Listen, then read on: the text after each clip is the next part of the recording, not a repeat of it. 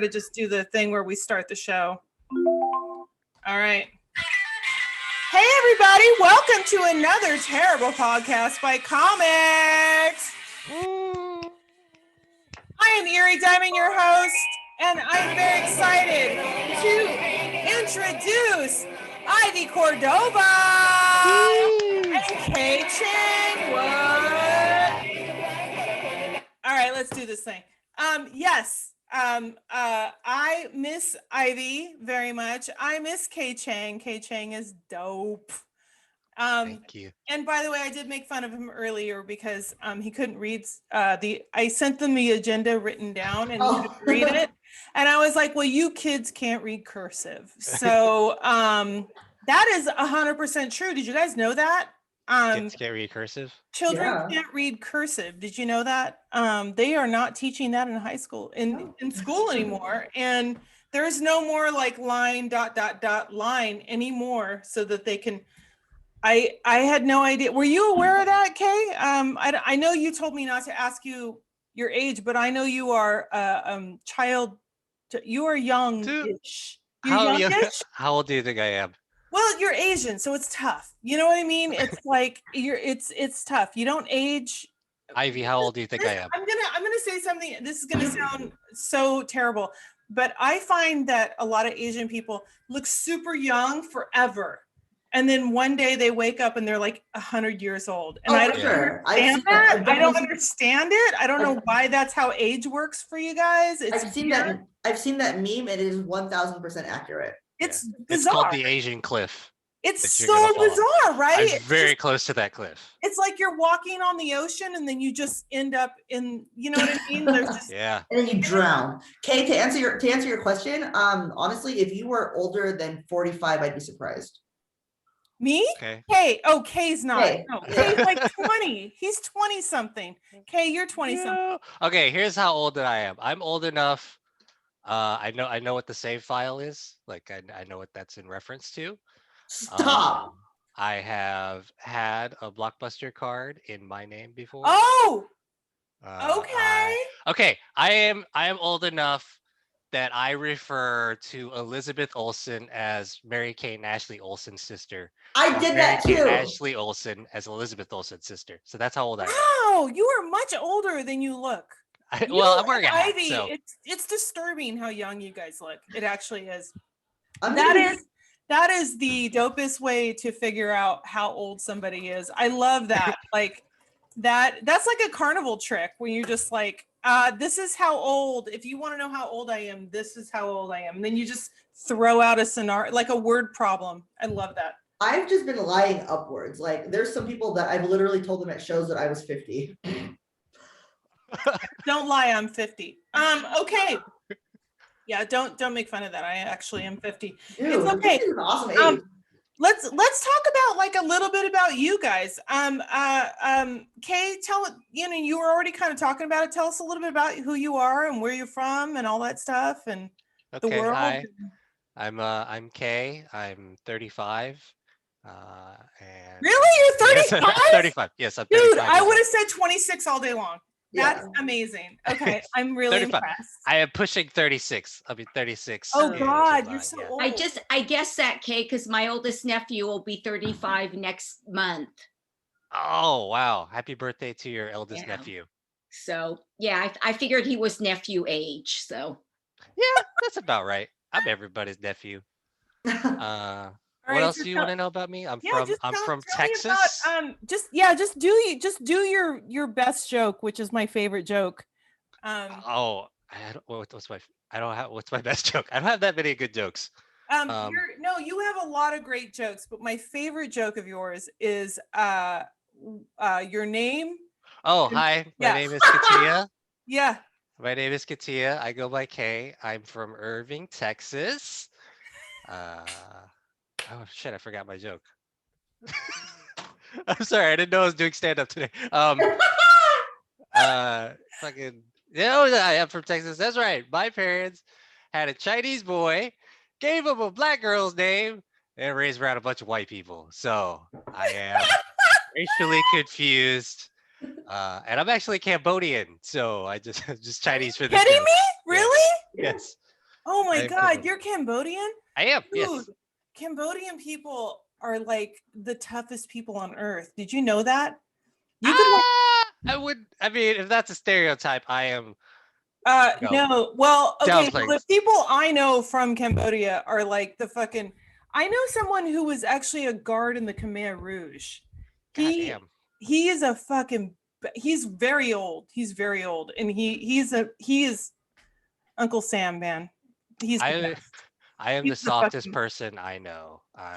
well, you are Struggled I'm with so a Coke sorry. bottle. Kay, you are so American. I'm so sorry that was all ruined. Everything's been ruined. I'm so Yeah, sorry. All the badass has just been taken right out of you. I'm I so sorry know. about that.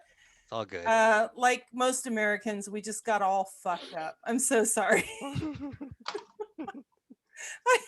No, but you're awesome. And you are a comedian and you Yes, are I'm a comedian. also you love cosplay. I do. Those are my two favorite things: is comedy and cosplay. And I sometimes do a show called Cosplay Comedy, which is very creatively named. That's the name of the show. Yes. Which is amazing. Tell us what that is. Tell us what that is. Oh, sure. It is a show where we dress up in cosplay and we do sets in character in stand up.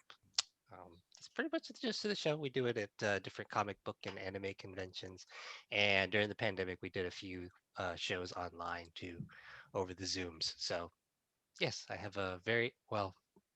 I'm in my office right now, but in my bedroom, I have a very extensive cosplay collection that I would normally show you. But I don't want to nerd out too hard here.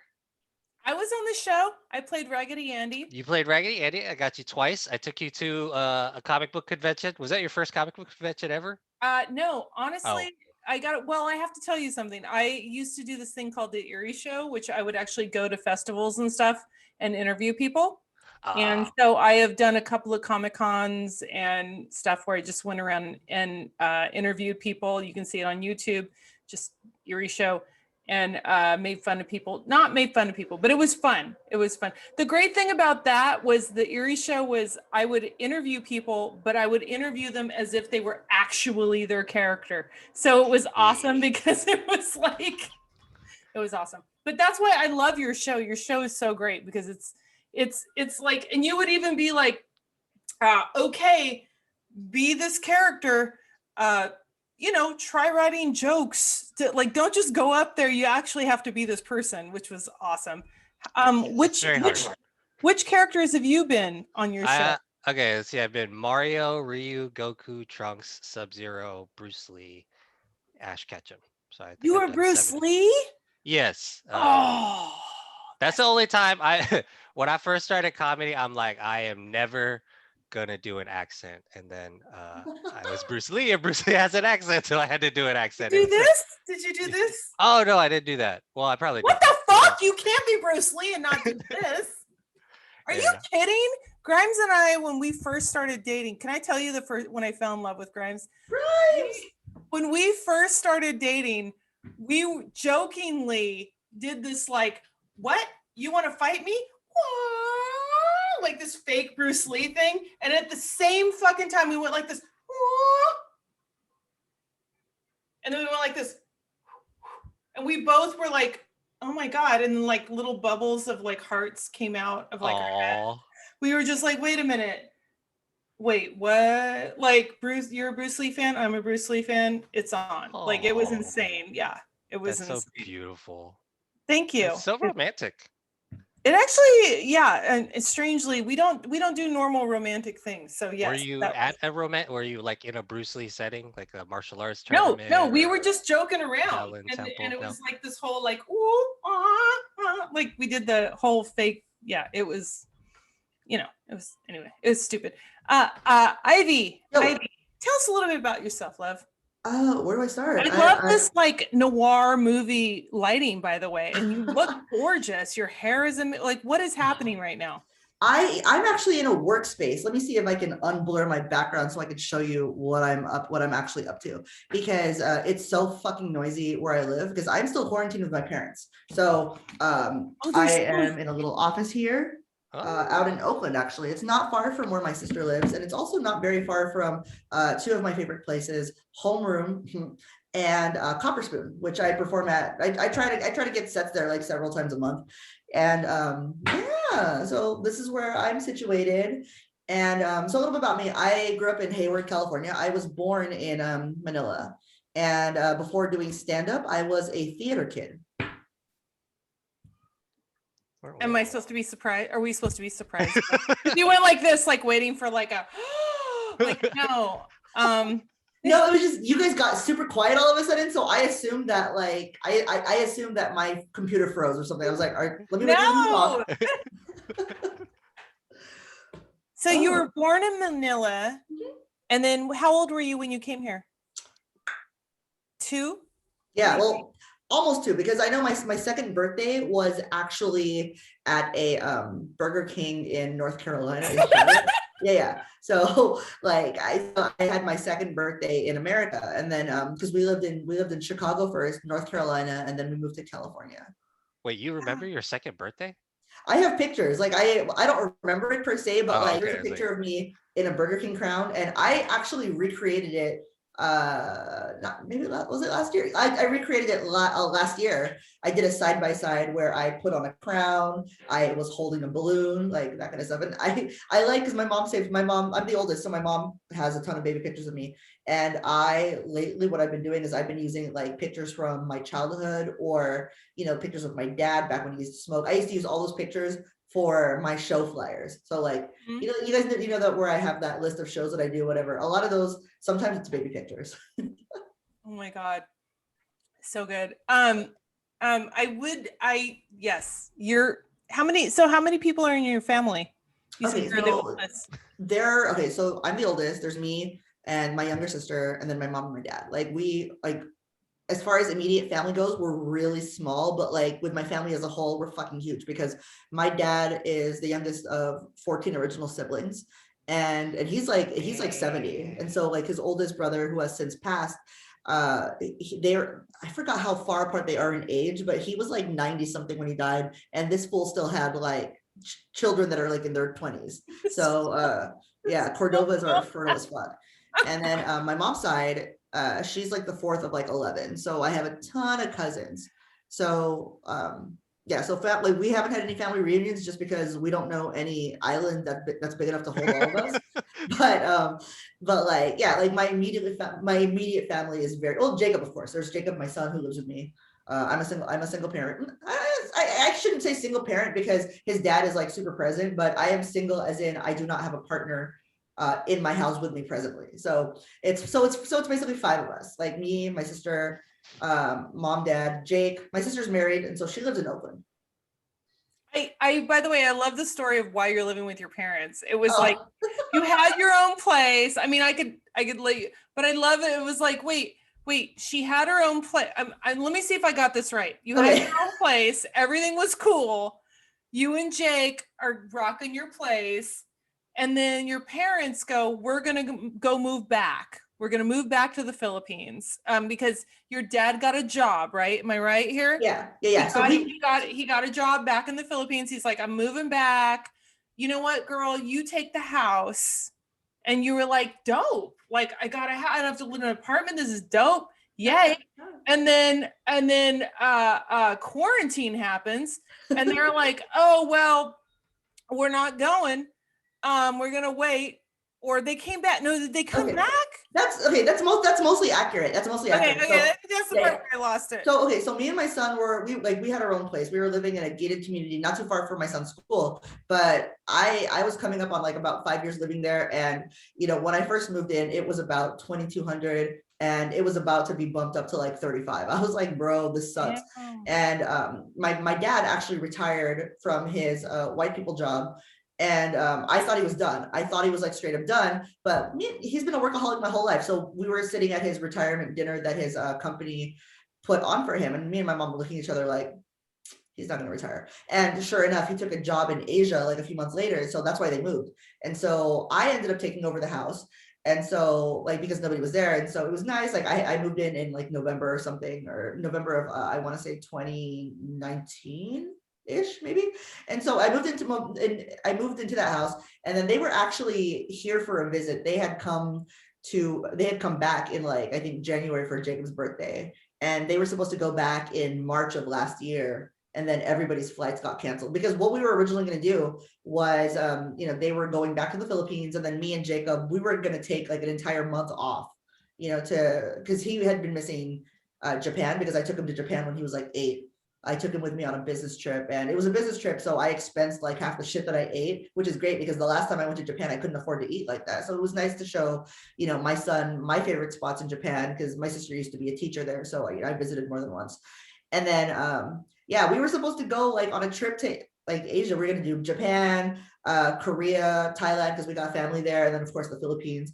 And then all of that went to shit. And then, they've been with me. They're still with me. Like, they're at the house. Like, this is why I got a workspace, so that I could do stuff like this without people in the background, because, obviously we have doors and stuff like that, but they're so loud. I mean, if you guys think I'm loud, be around my parents for 5 minutes. Like, every time I do a Zoom, somebody's always like, Ivy, are you doing this from a party? I'm like, no, that's 2 Filipinos talking in the living room.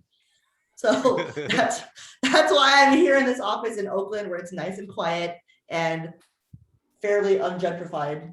Deneen wanted to know what the white people job was. What is a white person job?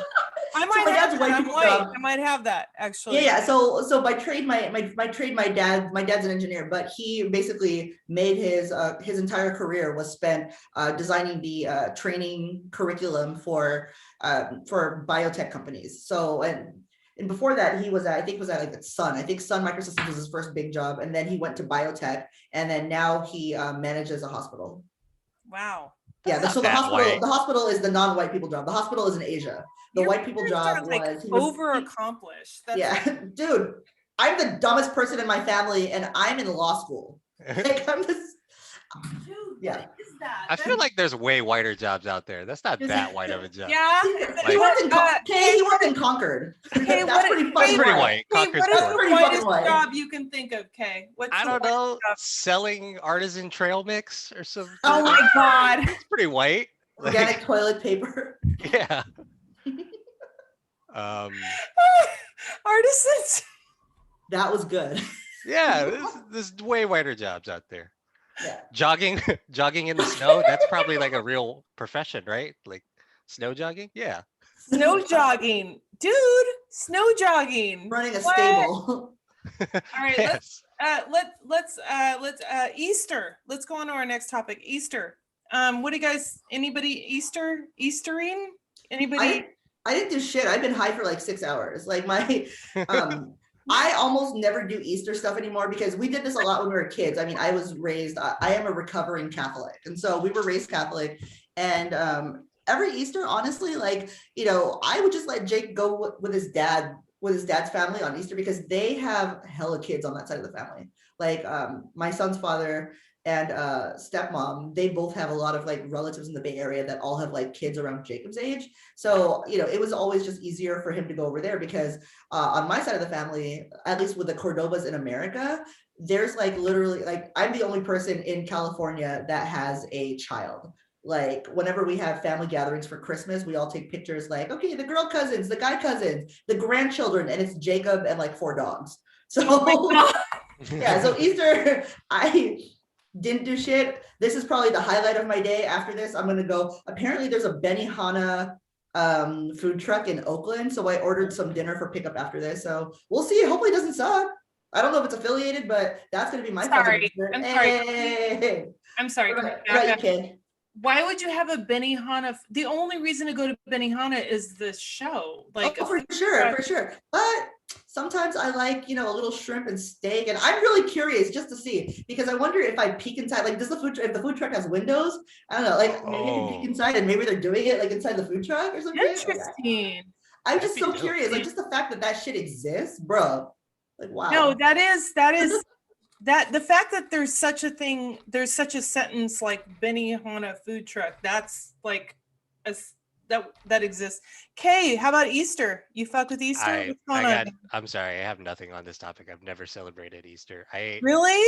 Yeah. I'm Texas? There was no Easter egg hunt in Texas when you were a little kid, or nothing? I think one time my parents dyed some eggs and put them in the backyard, and they're like, all right, go find them. And there weren't even like Easter eggs, they were just hard-boiled eggs. that they dipped in food dye and said, "Go for it if you want to celebrate Easter." But I never had a inclination to celebrate it. I ate half a chocolate bunny last night. That's the closest thing I've done to celebrating Easter in my 35 years of existence. 35 years. I've only ever, like, not to mention when I was younger, I only went to one like legit Easter egg hunt, and it was like in some park in Hayward, and then it abruptly ended because somebody found a bag of heroin. So that's ever since then, I'm just like, you know what?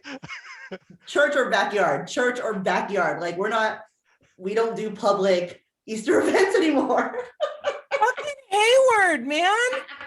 What is with Yeah. fucking I Hayward? don't know, but I'm always proud to run Hayward. People make fun of Oakland. I've lived in Oakland for so long. People make fun of Oakland, but fucking Hayward is ridiculous. Oh, my yeah. God. Deneen said, "Can you imagine finding a human finger?" No, Deneen, that's not right. Why did you put that? That's crazy. But she said Hayward. I was born in Oakland. I grew up in Hayward. Are you kidding? She You knows. can find a human finger? No, but it could happen in Hayward. God. Sounds plausible. Nothing surprises me anymore. Really. Oh my God. Oh my God. All right. Well, next topic. Want to talk about being Asian right now. Kay, you want to talk about being Asian right now? Sure. I am Asian right now, and I have been Asian before. Yeah. For a while now. For 35 years, actually, I've been Asian. Yeah. The whole time. Yeah, the whole time. Yeah, I know. I'm not one of those like new Asians that just picked it up recently. You know, just I'm old school being Asian. It's not for me personally. It's not. I mean, it's scary, but that's also because I'm a man, and I'm young looking and really not a target. But that doesn't go for a lot of people that are Asian. Like, for instance, my parents. I'm like really terrified every day of my parents, and they're still back in Texas, so I can't watch them. And my dad in particular can't stay at home, so he's always, even like before he got vaccinated, he was just like making jailbreaks and running around out in the neighborhood and stuff like that. So, but now it's like a completely new layer of danger that we have to think about. So I'm like, should we learn to use guns? Like, do I get my dad a gun? Do I get him at least like some mace or pepper spray? I don't. And that's just like a big difference and a divide that, I'm Asian, but I don't have to fear for my safety just because of, like, I don't have to carry a weapon because got these right here, right? Like, I'm not a target. So it's part of it. Where in Texas do they live? Dallas. Oh, Yes, really? Dallas, the Palace. Yeah, I was there. Actually, just got back from there yesterday. I'm vaccinated. My parents are vaccinated, so I paid them a visit. But it's not. Dallas is very different now, and it's not like a stereotypical. A lot of Californians have stereotypes about Texas, and Dallas does not match those stereotypes in many ways. Yeah. My dad lives like an hour out of Dallas, and so we always fly into Dallas to go see him. And yeah. Oh, if it's an hour outside, then the stereotypes are right. But an Well, hour inside. but they are very like not. They're like like not racist, not homophobe, any of those creepy things that you normally are. They're very woke for Texas, which is Well, not saying much, but yeah, it's God, I can't even imagine. Like, I grew up. I love that your dad was still like leaving. You're like, Dad, stop! Don't do that anymore. Yeah, we had to convince him to retire. I mean, growing up, I faced plenty of racism, and I never addressed it head on, and maybe I should have. Like I have growing up, I had mostly white friends, and they would crack Asian jokes, and I would crack white jokes back at them, and it was all fine and dandy, and they still love and care about me. And then one time we went out to eat, and the waitress cracked some Asian jokes, and I was like, well, I was offended. I was like, I'm not going to tip her. But then they all got mad at me. They're like, no, you have to tip your waiter, even no matter how bad of the service they is. And at that moment, that was like a turning point for me. I was like, okay, well, they can empathize with being a waiter because they've been waiters, but they're never going to empathize with being Asian or being a minority. Wow. and they love and they care about me, and they'll defend me in a fight. Like if I'm being attacked or as a hate crime is happening to me, I know they'll like lay their life on the line for me, Yeah. and they care about me. But there's just this little bit of misunderstanding that I don't know if it's my fault for not addressing early on or in that moment because I was young and I really didn't know how to articulate things, is how incredibly articulate I am right now. But that is the divide right there. It's not like blatant Mississippi burning crosses kind of racism. It's Yeah. just something, just a little bit of thinking of the way you see things. That's the actual divide, Wow. which leads to a lot of worse things. So Wow. So I want to tell you a little story about Ivy and I went to Fort Bragg. We carpooled to Fort Bragg, that's and fucking we're far. driving where we were doing a show, and we were driving in Fort Bragg, and it was really weird because it was night and it was dark, and I was like, I'm a little freaked out. I'm so glad you're with me. And she was like, yeah, I'm really glad I got a white person with me. And I said, I don't even know what the fuck, what are you talking about? Like, I don't understand because I'm so goddamn naive. And she was like, dude, you don't really, I'm like, no, but we're both women. She's like, nah, bitch, we're in the middle of nowhere and there's rednecks. Yeah. And I'm really glad there's a white person here. And I'm like, are you, what, huh? And I had no clue what she was talking about. I mean, I did, but I didn't even notice until she said it that I was like, shit, I didn't even think of that. Like, Yeah, there's certain parts, even living in some place as diverse as Northern California. Oh, Ivy, you froze. Oh, she froze. Probably Look at wanna that be beautiful photo. Okay. looking Sorry, like this. you froze for a second. I'm Oh sorry. shit. Living in Northern California, that was the last thing you said. Oh yeah. So yeah, like it's pretty diverse, but there's even still some pockets of Northern California that is difficult to go to looking like this. It's just little tiny pockets here and there. And it's crazy because I was a very bored teenage. I'm just very like I have like I'm very like bored and curious at the same time. So one time, just out of curiosity, I looked at that website called Stormfront. You know what that is? It's Yes. it's basically a message board for fucking white supremacists. And Whoa. just out of curiosity, I put in like local cities. I put in Fremont. I put in Hayward. There's fucking pockets of that shit right there. And it never surprises me. I've tried to just reach a point where I'm just nothing that people can do will ever catch me off guard. But it's just, if that includes also helping inform my friends that may not know about shit like this and why it scares me, I take every opportunity I can to make that like sort of teachable for both of us, because you're somebody that's driving in that place unfamiliar because we're both women, and I'm looking at it as, if my car got stopped on the road and I wasn't with you, Eerie, like I mean, I'm not saying they'd shoot me or like drag me from a truck, but it's just stuff like that is always, it's never far from my mind. But you never know, right? Yeah, that part. Yeah, that's yeah. No, and I do know because I've I don't know. I'm one of those idiots who like didn't understand that there was a lot of racism in the world until much later in my life. Because I'm like one of those people who didn't understand and was like, what are you talking about? How is that even possible? And then, I marry a brown guy that I'm like, didn't even occur to me. And he's like, what? You don't have people coming up to you asking if you speak English? And I'm like, what the fuck are you talking? And I'm like outraged. Yeah. And I'm like, but then like, I shouldn't be outraged because that's fucked up. You know what I mean? Like, it's just ridiculous. Yeah. So, I am one of those people who's 100% not that woke because I had no idea.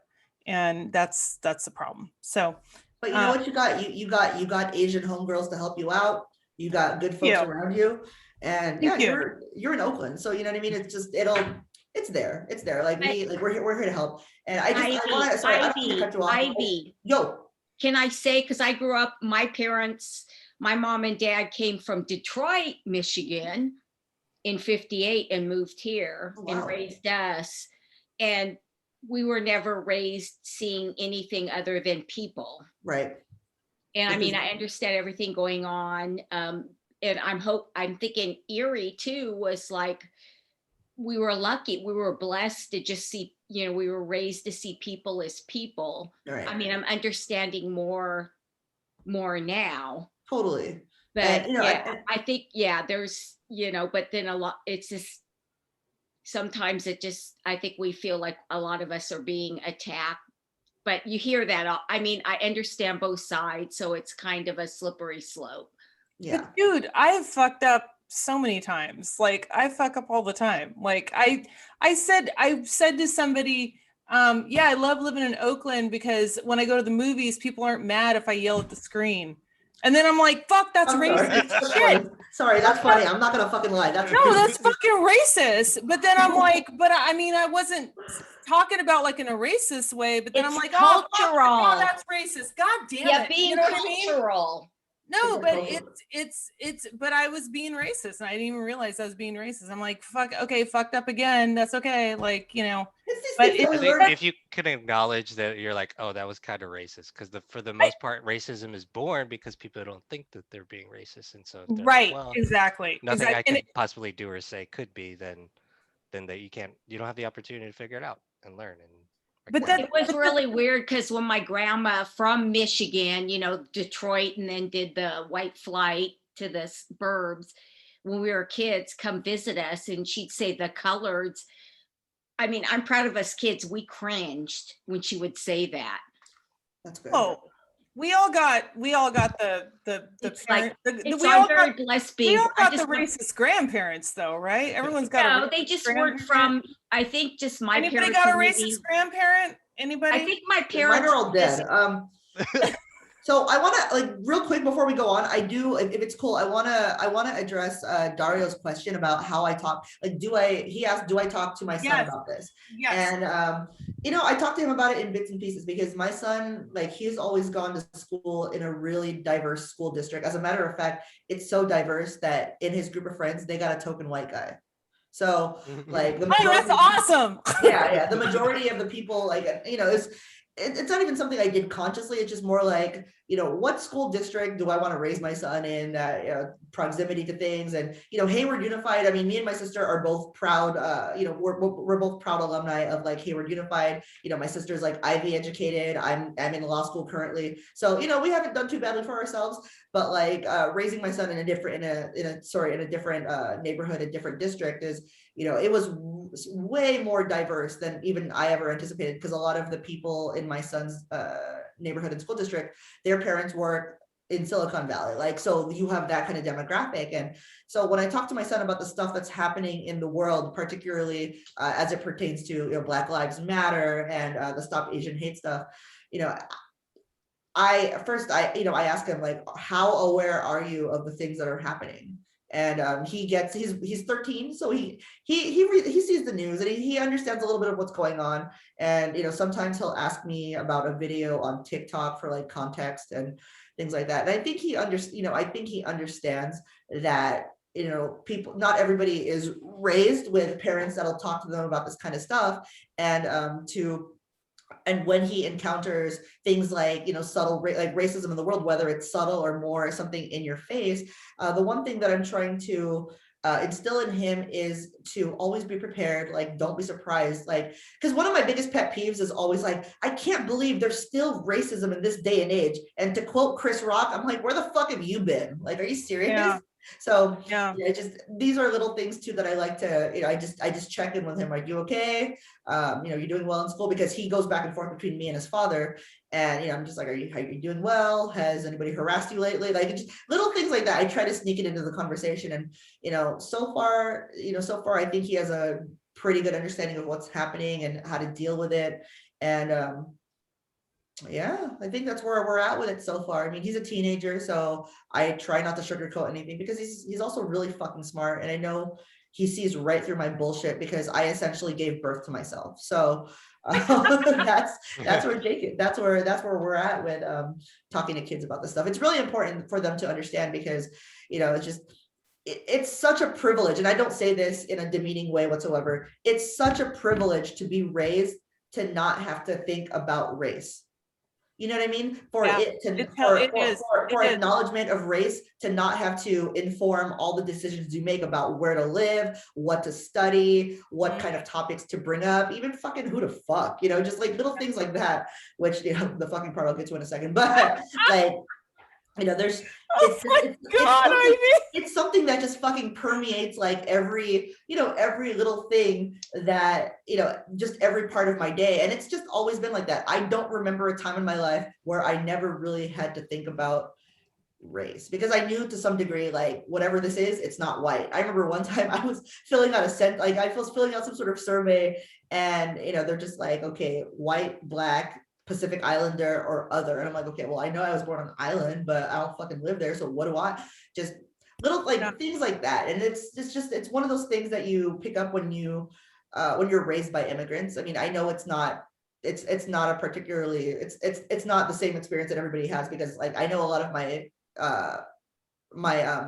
friends that are people of color were also raised by other people of color that are not immigrants, because you know, they're like second generation Americans, so maybe they don't see the impact in the way that somebody like me that's directly exposed to immigrants would see it. So yeah.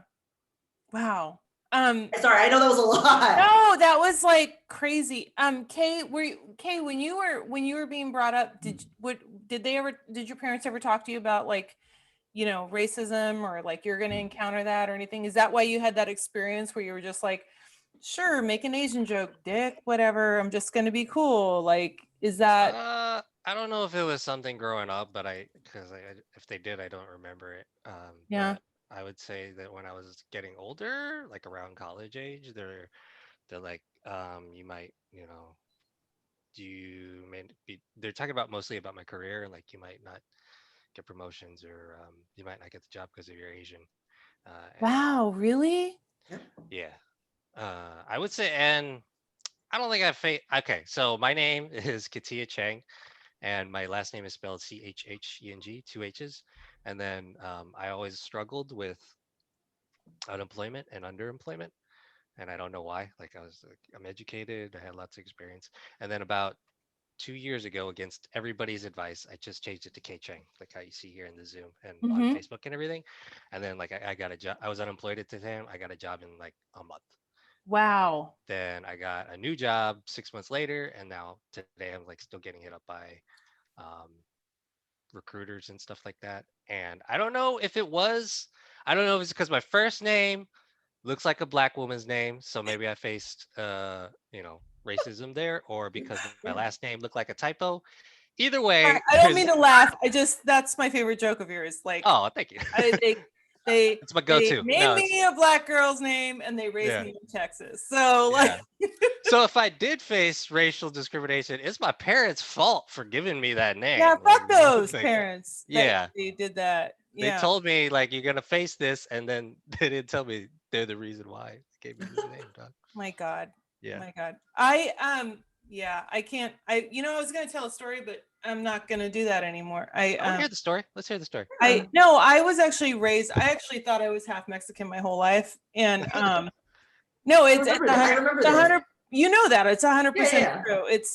It's my mom told me I was raised by a Mexican guy, and so I would go into the Mexican restaurant and be like, oh, hola, like thinking like I'm half Mexican. They'd be like, this white bitch is trying to be, and it was just sad. And and then I found out later on from ancestry.com that I wasn't Mexican at all. I am not. My dad is the whitest white person ever, and he's awesome, but I was just living a lie my whole life. It's the opposite of what you guys do. It's like if you found out you were actually super white, but it was me trying to be like, I'm so ethnic, bitches. And then it wasn't true. It was 100% not true. And yeah, so should we try ancestry.com? Like, is it something you recommend? You could try it. It may make you mad at your mom, though. I'm just letting you know. You might be super angry later. To touch on the job thing, though, Kay, because my parents also told me something similar, because before he transitioned into biotech, my dad was just in Silicon Valley for like 20, 30 years, and he straight up told me and my sister, look, you guys are going to have difficulties because one, you're women, two, you're Asian. Wow.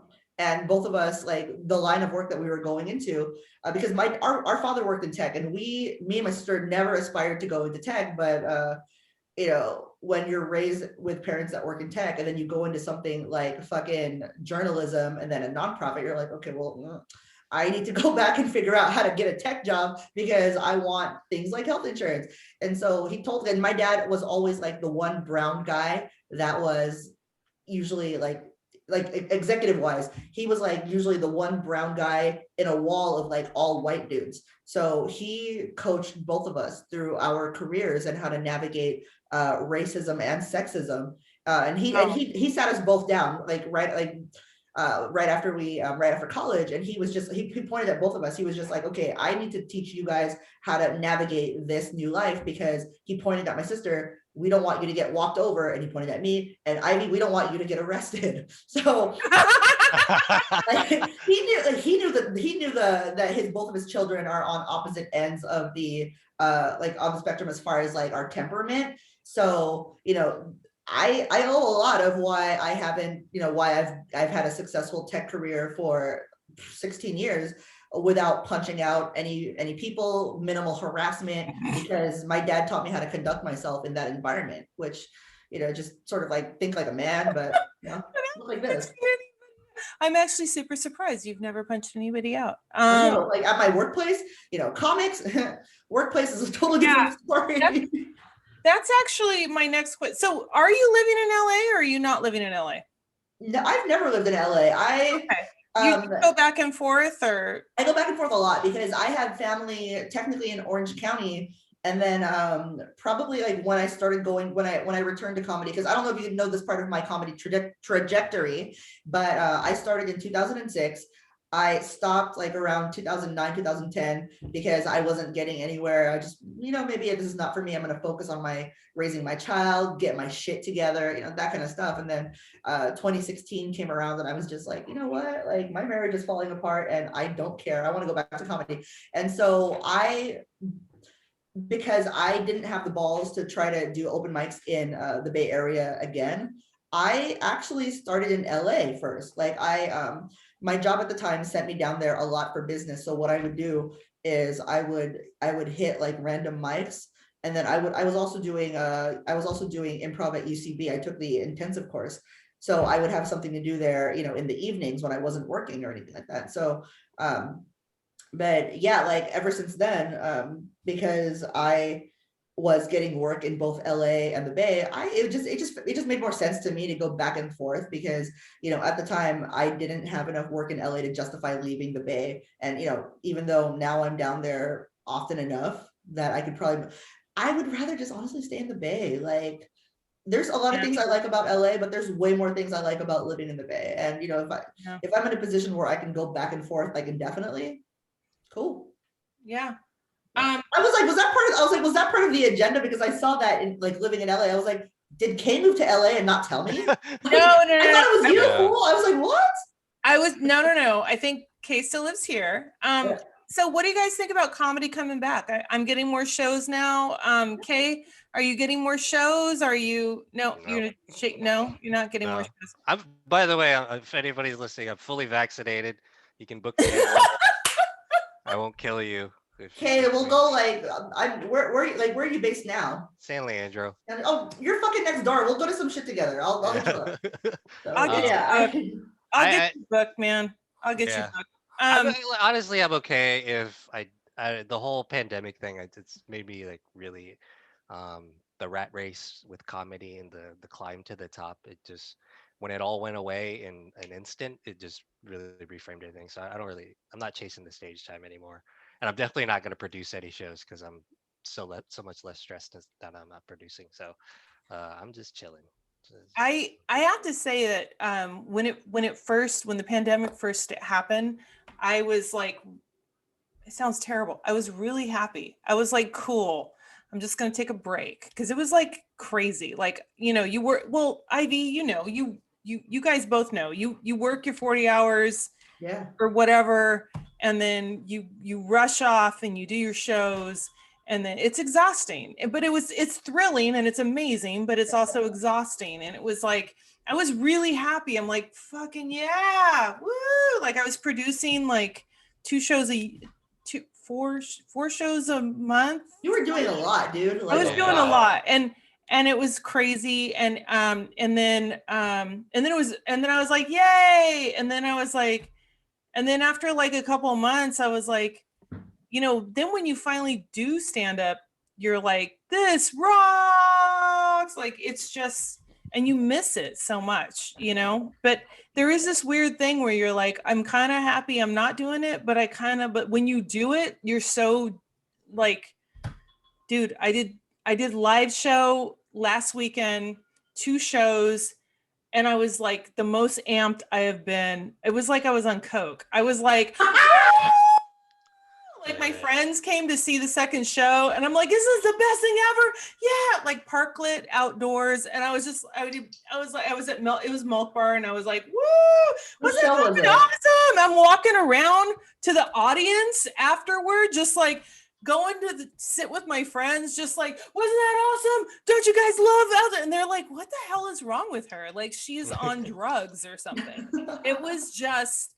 But it's just that fucking high is insane. When you're like, oh, I'm good. And then you do it and you're just like, oh, yeah, like, totally. It's just such a drug, man. It's insane. You know, what's gone is, or at least for me, is that, damn, that was a shitty room kind of feeling. Cause now you're like, any room, So, yeah.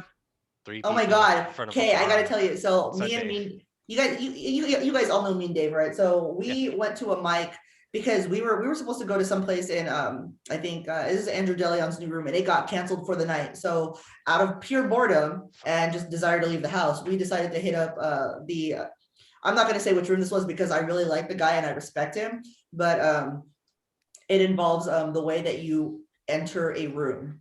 And so anyway, I love the guy. I love him. I love his. I like. He's a great guy. I respect him. But the second me and Dave got there, like I remember looking around, like I don't fucking belong here. And then we were early up because we wanted to catch tacos before they closed. And so there was, I forgot how shitty bar regular drunks are, and just how awful they like. So there was a dude that was there, and he didn't interrupt the first guy. He didn't interrupt the second guy. He didn't interrupt me and Dave. He yelled out Poison Ivy during my set. And right away, I was like, okay, who the fuck just said that? And then instead of finishing my set, I spent about 5 minutes cussing him out. And then I told a joke, and I think people were afraid to laugh because they're like, are we allowed to laugh? Like, she'll kill me. I was like, you're right. I don't know. I don't understand. I did not miss that feeling at all. I don't understand why people don't have a better radar as far as like who you should heckle and who you shouldn't. Like, don't heckle Ivy. Don't heckle Chelsea. Don't, like, there are just people you just don't heckle. You know what I mean? Don't heckle me. I will kill you. Like, we will kill you. We are going to take out everything on you. And it's just, that's bad on them. I literally was like, did I just leave the house and drive all the way from Hayward and leave my child, which I didn't leave my child because he was at his dad's house, but did I leave my house and my cat to go get heckled by some drunk piece of shit? Like, get some water, hydrate, and reconsider your life choices, sir. That's what I said. I like the nickname Poison Ivy, though. I think you should keep that. I should make like Poison by Bell. That actually was my walk-up music at one point. I was like, never trust a big but a smile. But then did it feel good, Ivy? It to felt just pass them out for 5 minutes. The one thing, yeah, exactly. The one thing I have noticed about myself during this pandemic is that I am, I used to be really, really like under the radar about this. I'm just like, don't show emotion, just be cool, whatever. Now I'm just like, no, I will beat your ass. Yeah. Like, I'll beat your ass. Like, it's coming out. I'm just like, you think I have a tech job because I enjoy it? I have a tech job because it's bail money, bitch. Let's go. Yeah. Yes. Oh my God. I hope you put that in your set tomorrow. Okay. Ivy, you always work a lot too. I think that's amazing. I just recently got enough shows where I'm actually like gonna put one of those like things up where you're like, here's all the dates I'm gonna be doing. Fuck yeah, dude. Just recently, no. Before it was like, well, I got 5 shows in a month. I don't think that's enough. Like, but you're like, bam, bam, bam. You're working all over the place, and I think that's amazing. Slinging those dick jokes all over the place. Any questions? Anybody have questions? Yes, Eerie, I keep seeing your name pop up. Oh, thank you, Deneen. You're a sweetie. Anybody got any questions? Jason, you got any questions for us? No, you're good. You're good. That is the most beautiful mantle I've ever seen. Is that a cleaning bottle up there? Is that Febreze? What is that? What's happening? Is that fucking Febreze? I know my cleaning and house products. There's a person over there, right? I keep seeing like a shadowed thing on the corner there, and it's at first I thought it was a ghost, and then I was like that thing that's next to him. Oh, Gary. Oh, wait, it's Gary. Oh, hi, Gary. You can come closer. Oh, there we go. Oh, that's what it was. It was like a shoulder. I was like, what? That looks so weird. I thought it was your shoulder. That's why it was weird. I thought it was like some hooded figure in the corner, but it was actually your shoulder. Hi, Gary. Any questions from the audience? No, everybody? No, good. It's okay. Kay, would you, I do hope that when everything lets up that you do restart your show, because your cosplay show is so hilarious. It really was. Yeah, I hope so too. Do you think you might, Kay, do you think you might be doing another Zoom? Because this is just, I'm a big Zoom person, so I would love to attend one of your Zoom cosplay comedy shows. Oh, well, I don't know if I'm going to do cosplay comedy on Zoom, but I have a weekly Zoom show called Crazy Funny Asians every Friday at 8 p.m. I never get booked for that, by the way. I never get booked for that. I attended one once. Did you forget about yellow face? It's so annoying that I don't get booked for it. It could be and one white girl. It would be so awesome, but you won't do Let's it. have a token. I'm pretty. I know. Can you just have a token white friend? I'm pretty loose with my definition of Asian, so if you can like pull up your ancestry.com and be like, no, I'm not. I'm like Irish, English, a little bit of French, and then a bunch of like Euro trash. That's all I am. Just hard Euro trash, and that's fine. I'm fine with that. But it's just I don't get booked on crazy funny Asians, which is fine. Whatever, it's fine. I'm just gonna. If I ever did a crazy white people show, I could have everybody in the world, a crazy hoodied white person. Hey, then all our awesome ethnic friends could do it in whiteface. Oh God, that sounds like a nightmare. I'm gonna get canceled so fast. Revenge. I will tell you this. Ivy and Chelsea and I did a great show one time up in Fort Bragg, and when everything opens back up, Grimes actually told me he will finance us a tour to LA and then up north, and we're going to call it C-slap, which stands for clit slap. Instead of dick slap, it's going to be clit slap, C-slap, and it's going to be you, me, and Chelsea, and that's all I can ask be for. The dopest fucking tour ever. I'm sorry, Kay, you're not a woman, so you're not invited. Amazing. Oh, I thought you were talking to me. Like I was on clit slap. It's Ivy. Oh. You want to be on clit slap? You want to get clit slap, baby? I'll bring the hot Cheetos, prosciuttos, and cream cheese. Let's do. Oh my God, we got so drunk. But then you can never find the venue. Best time. Yeah, all right. Hey guys, any last words, Kay? Anything you want to just say out there, put out there, say out there? No, I'll pass it to Ivy. Speak for both of us. Hold on. I mean, I'm putting in my, I guess I'll type this afterwards. I'm on Instagram. You guys see my name right there. It's just my fucking name. And then make sure to follow my monthly Zoom show on Instagram as well. Playlist Comedy. That's like a joint. Yeah. Like why am I not on that, bitch? That's a good question. I know. You know what? We've only had like 5 or 6 shows. So if you're my homie, you will get on the fucking show. Just remind me. We were gonna do twice. Joseph Annalyn and I were gonna do twice monthly, but like it's less maintenance to do just the one show. So absolutely, like I'll be hitting both of you guys up actually, because we've got way more coming in the summer, which is cool because I feel like the shows just keep getting better and better. So Yeah. you guys on. Yay. I want to thank Jason and Deneen. Thank you so much for I didn't even put up my Venmo, which by the way, Chelsea gave me a new, she actually made me a new Venmo sign because she thought my last one was so shitty. And so I just wanna Jason and I have you on speed dial, baby. Thank you guys so much for contributing. We really appreciate it. I want to say thank you guys so much for being on the show. Thank you. K Cheng, thank you so much, sir. I really appreciate you. You're awesome. And Aivy Cordova. She's all over the place. I am Eerie Diamond. Thank you so much. And we really appreciate it. Bye, you guys. Have a great night. Happy Easter.